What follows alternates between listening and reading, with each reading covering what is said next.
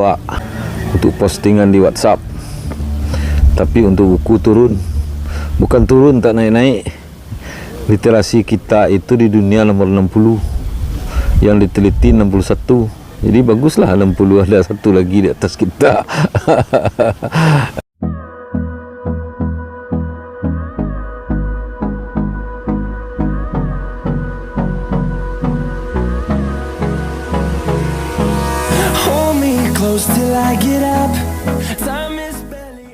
Itu satu. Yang kedua, buku mahal, pajak tinggi, royalti rendah, penulis banyak, tapi biaya menerbitkan buku mahal. Kan tak semua buku yang berai dicetak. Kalau tanggung-tanggung mutunya bayar, beli 1000, bagianlah, jual lah. Mana orang mau jual? Modal mencetak buku tak ada. Jumlah penerbit itu hampir 1.500 yang kecil-kecil. Tapi proyek-proyek besar jatuh ke penerbit-penerbit besar. Jadi buku-buku kita itu tersimpan dalam naskah. Kalau yang dijual di toko buku yang paling laris itu buku anak-anak, kemudian buku sastra, lalu buku-buku agama dan motivasi. Itu. Jadi kalau kita bicara buku di Indonesia, mesti lebih bicara soal kertas. Karena pajak kertas yang tinggi, diturunkan pajak kertas, dihapus kertas untuk ilmu dan pengetahuan itu nol bagusnya. Baru kemudian kita bicara soal literasi. Kalau literasi juga kerjaan tidak ada, apa yang mau diliterasikan. Literasi seorang salah. Buku mau dibeli, baca agar kita pintar. Buku adalah jendela dunia. Jendela lah, mau jendela mau ndak. Ini kerajaan ndak ada. Jadi tidak bisa kita bersitungkin. Buku adalah jendela dunia, jendela pojoleh ke luar Sumatera Barat sendalo. Bagaimana caranya? Akan itu pekerjaan dulu. Sekolah kita, sekolah yang kita cintai di Indonesia ini kan menggiring orang untuk menjadi mesin birokrasi. Baru belakangan ada yang mencari pekerjaan di luar mesin birokrasi. Nah itu problemnya. Jadi bukan membaca masalahnya di Indonesia, masalahnya kerajo. Itu ada orang baca buku bapak-bapak itu orang-orangnya rajin yang disebut kutu buku, yang lain tidak ada dia baca buku apa yang mau dia baca, tidak ada, malas, lebih baik main WA.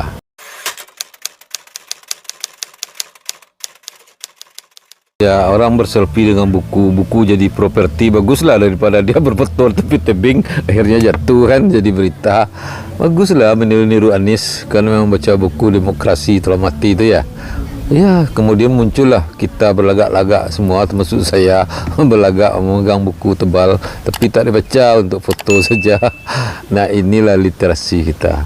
Buku sebenarnya penting, bukan sebenarnya, buku itu penting untuk menambah pengetahuan. Saya dulu tidak percaya, masa ya pengetahuan bisa bertambah dengan membaca buku, masa ya buku jendela dunia. Setelah saya baca-baca, ya problem kita di Indonesia termasuk saya adalah susah membaca buku bahasa Inggris.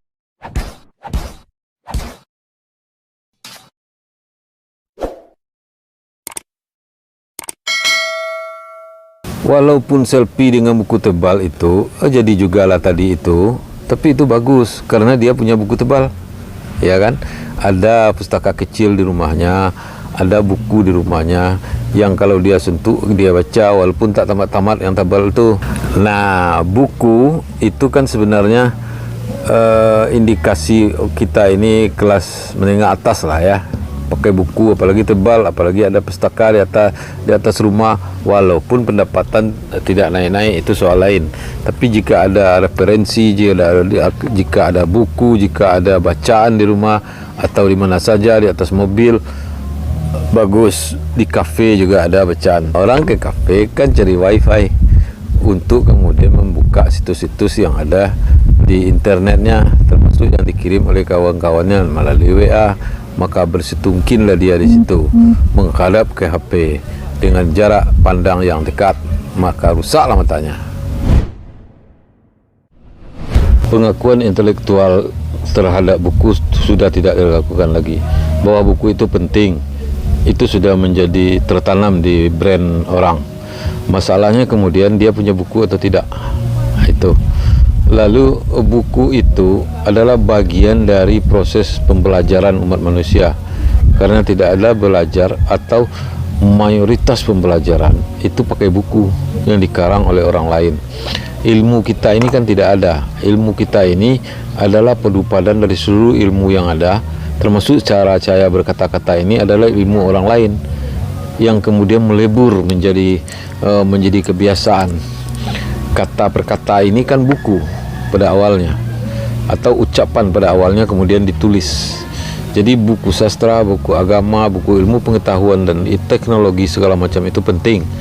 Hari ini fenomenanya adalah kalau berfoto pakai buku, kalau membacanya pakai PDF atau e-books yang dibeli di HP. Tetapi menurut banyak orang, auranya lebih bagus buku fisik daripada buku yang online itu. Pertama soal mata, kedua menggenggam itu.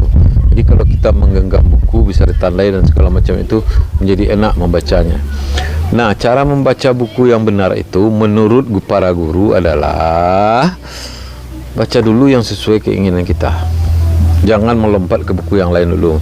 Kita ingin buku sastra, sastranya sastra apa? Baca itu dulu yang ringan-ringan. Makanya ada adagium di jurnalistik. Tulislah sesuatu yang bisa dibaca anak SD dan bisa dibaca profesor. Begitu. Jadi jangan ada kelas-kelas dalam menulis. Itu menurut ilmu kalau kita mau literasi menjadi benar. Nah, buku-buku ilmiah menjadi tidak populer karena bahasanya berat. Maka muncul kemudian satu teori lagi, ilmiah populer, enak dibaca dan gurih.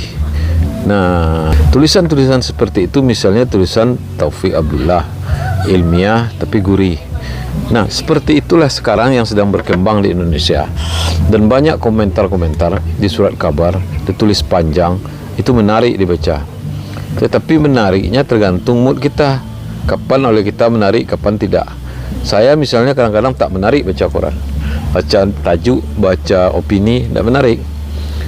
Karena mood itu tergantung pula pada banyak hal.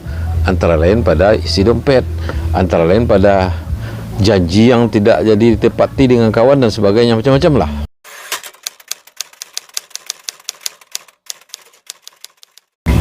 Untuk meningkatkan minat baca hari ini, caranya yang dibaca itu diperbanyak. Apa itu buku? Apa bukunya? Terserah buku apa saja. Jadi pustaka keliling. Jangan pustaka keliling itu bulan ini ada, besok tidak. Yang jelas hari ini di Padang misalnya, toko buku hanya 2. Kemudian buku yang terbit juga buku-buku dari luar negeri, banyak diterjemahkan. Buku-buku kita banyak juga, tapi tak dibeli pula.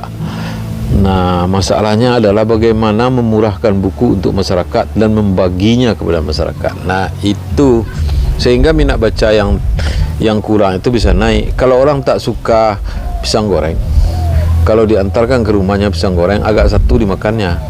Jadi kalau orang tidak suka membaca, antarkan buku kepada dia. Kalau tak bisa, diantarkan ke atas rumah, diantarkan ke kantor wali negari, diadakan mobil keliling, macam-macam. Kalau proyek itu dari dulu sudah banyak, jalannya yang tidak. Itu.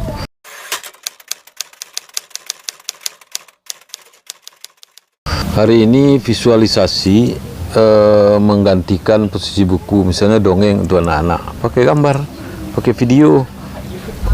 Betul itu. Tetapi anak itu nanti tidak bisa bertutur lagi.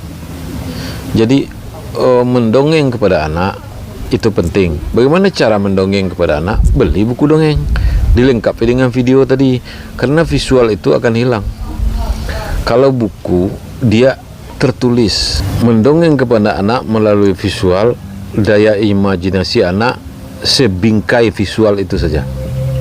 Tetapi ketika kita bertutur kepada anak, daya imajinasinya bisa menjadi tajam kemana-mana, karena dia mencoba menganalisa dongeng yang kita berikan itu tadi. Mendongeng kepada anak itu memang susah kalau tidak mau. Kalau mau dia menjadi gampang. Kalau tidak ada dongeng, dikarang saja sendiri. Kalau tak bisa mengarang, beli bukunya. Jadi kalau ada misalnya berita cerita tentang harimau, bisa dimodifikasi menjadi 10 cerita oleh ayah dan ibu atau neneknya. Nah, dari situ literasi itu sebenarnya mulai dari situ. Kalau mau, kalau tak mau ya sudahlah. Literasi apa nih? Siapa saja dipersilahkan menulis buku dan seharusnya memang menulis buku. Coba bayangkan, Indonesia yang penduduknya 250 juta, itu buku terbit setiap tahun hanya 30.000 judul. Mungkin lebih banyak orang beli motor daripada beli buku. Orang sekarang lebih suka membuat blog pribadi karena tidak ada biaya. Nyaris tidak ada biaya. Jika ada biaya sangatlah kecil. Berbeda dengan menerbitkan buku, itu berbiaya. Biayanya mahal, minimal 5 juta. Itu sangat minimal. Jadi menumbuhkan minat baca dan literasi di tengah situasi ekonomi seperti ini juga sulit. Ekonomi seperti ini sejak dulu nih, tidak sekarang saja. Itu yang pertama. Semestinya pemerintah memberikan apresiasi terhadap anak-anak yang membuat blog.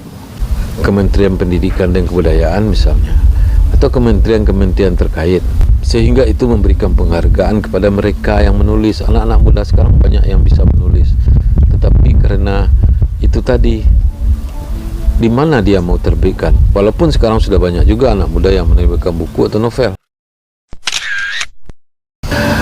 Kalau blog itu kan halaman terbuka di dunia maya, di mana saja bisa dibaca. Karena di dunia maya bisa dikopi, bisa diplagiat, bisa dikopi paste, ditukar nama penulisnya, ditampilkan pula di blog kita. Itu sering terjadi. Jadi ada tulisan yang menarik, dibuang nama penulisnya, ditukar dengan nama kita, dikirim ke WhatsApp, atau dibuang nama penulis sama sekali.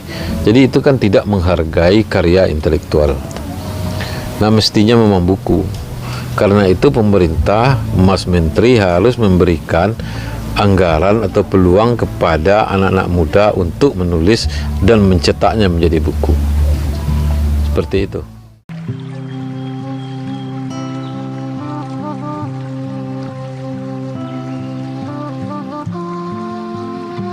Subscribe jika masih ingin mendengarkan saya berkata-kata. Jika tidak, apa boleh buat? Tidak apa-apa. Yang penting hati dan riang adalah obat.